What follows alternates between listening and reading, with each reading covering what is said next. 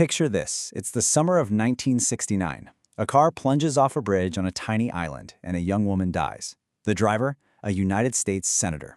But this isn't a simple story of a tragic accident. Not at all. It's a puzzle. One that's filled with contradictions, missing evidence, and a 10-hour gap of just silence. A silence that's echoed through American history for more than 50 years. And it all boils down to one single driving question. Right? This is the absolute heart of the Chappaquiddick incident. It's what turns a local tragedy into this enduring national mystery. How on earth does a situation this catastrophic, involving one of the most powerful men in the country, end with a legal penalty that, to many, felt like a slap on the wrist? To even begin to understand that, we have to look at the timeline. And this, right here, is the core of the whole controversy. According to Senator Ted Kennedy's own account, his car went into the water just before midnight, but he didn't walk into a police station until 10 o'clock the next morning. That's a full hour after the body of his passenger, Mary Jo Kopechne, had already been pulled from the car. This is the 10-hour gap, and this is where all the questions really begin. So what happened in that time? What did Senator Kennedy actually do in those 10 hours?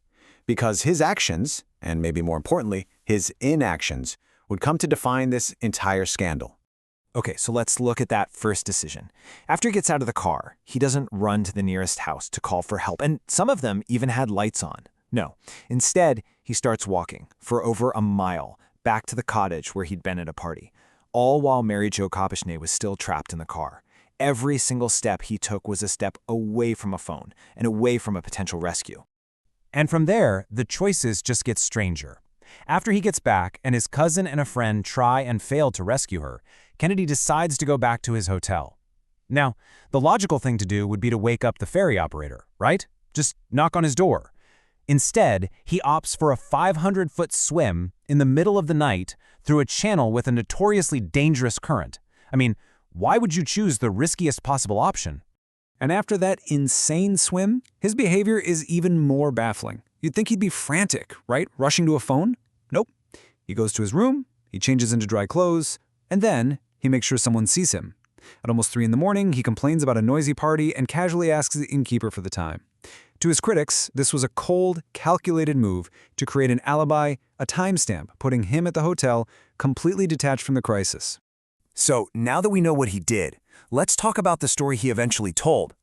This became the official narrative, the one that was designed to explain away all of these bizarre actions.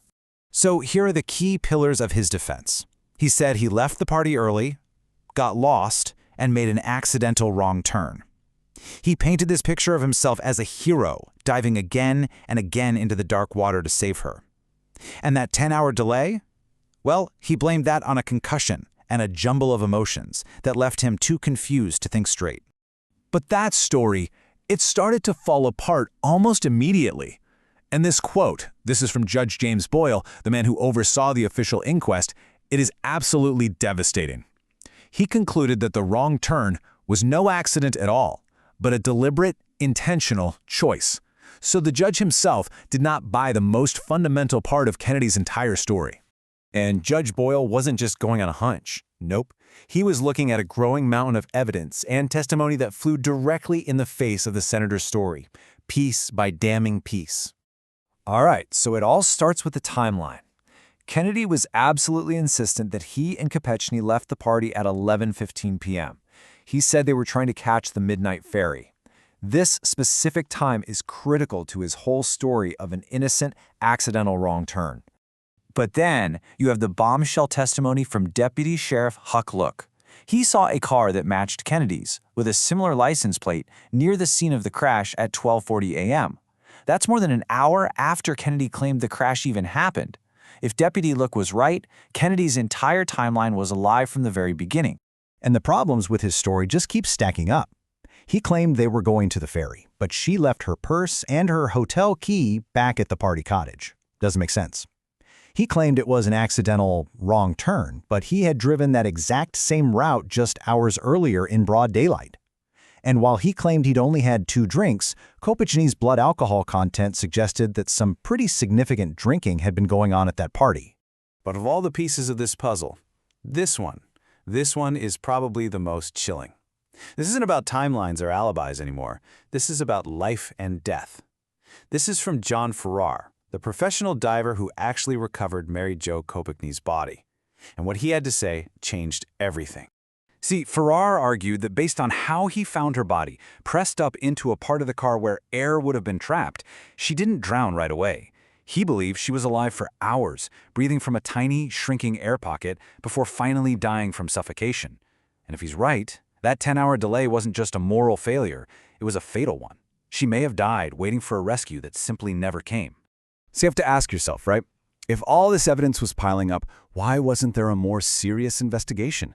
Well, that's where you run into what people called the Kennedy machine, this incredibly powerful network of lawyers and political operatives that immediately sprang into action to protect the senator. Let's just walk through how the single most important piece of forensic evidence, Mary Jo Kopechne's body, was handled.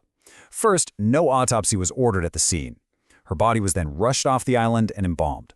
And later, when a DA tried to have it exhumed to perform an autopsy, Kennedy-funded lawyers who were representing the Kopechne family blocked it in court. Just like that, the most crucial piece of evidence was literally buried, forever.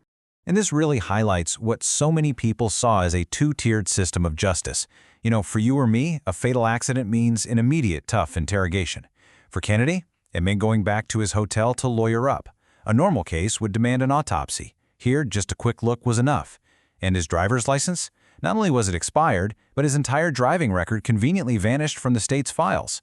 And the legal chess game just kept going. The official inquest was pushed back for 5 months, giving public anger time to die down. And when Judge Boyle came out with that scathing report that basically called Kennedy a liar, it was legally sealed. It was kept hidden from the public until after Kennedy had already pleaded guilty to the much lesser charge of just leaving the scene of an accident. The timing of it all was just perfect.